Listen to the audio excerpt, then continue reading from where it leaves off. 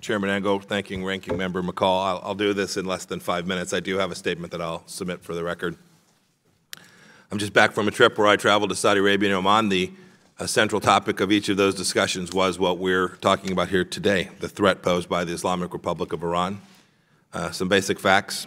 Iran is the world's #1 state sponsor of terror and the world's largest state sponsor of anti-Semitism, wanting to wipe Israel off the face of the earth.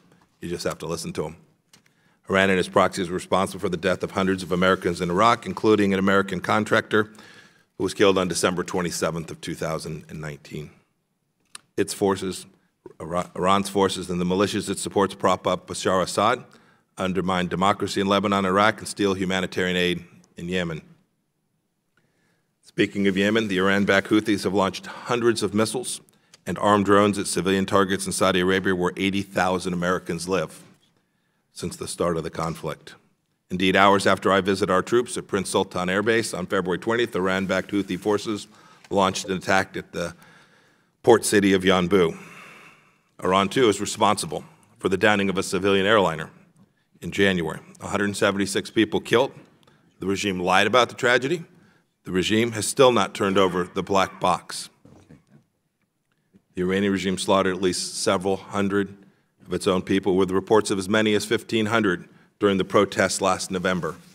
Many millions more have suffered since the revolution began more than 40 years ago. Iranians and those impacted by the regime are thankful that the United States is finally holding their oppressors accountable.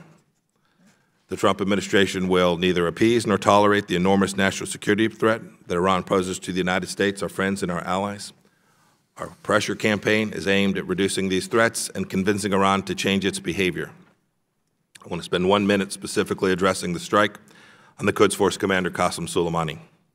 He was the regime's top terrorist and the mastermind of the killing of innocent Americans, Syrians, Iraqis, and others. Removing him from the battlefield was a de-escalatory measure.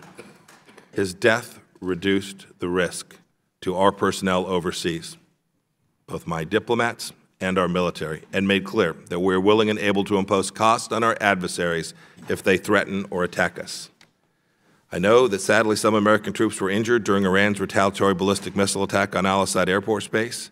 The limited nature of Iran's counterattack, however, indicates that Iran's leadership is not eager to escalate a military confrontation.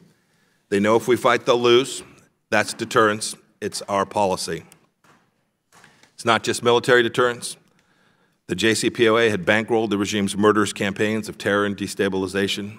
We've reversed that appeasement and imposed the most aggressive economic sanctions campaign in history to deprive the regime of at least $50 billion in revenue.